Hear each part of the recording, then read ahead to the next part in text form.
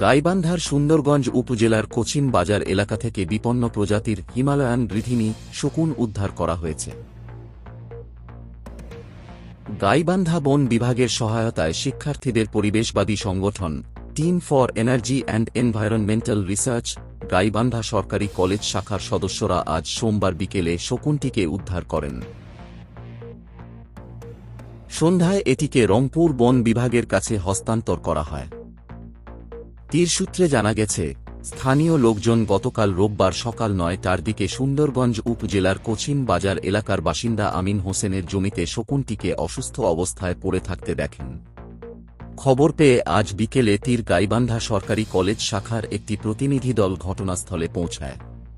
পরে প্রতিনিধি দলের সদস্যরা স্থানীয় লোকজনের সহায়তায় শকুনটিকে উদ্ধার করে প্রথমে গাইবান্ধা বন বিভাগে নিয়ে যান।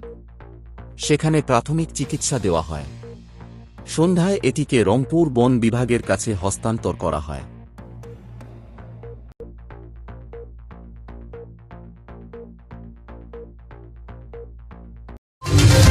দৈনিক অনুসন্ধান, দুরন্ত গতিতে অফুরন্ত সাহসে আমরা।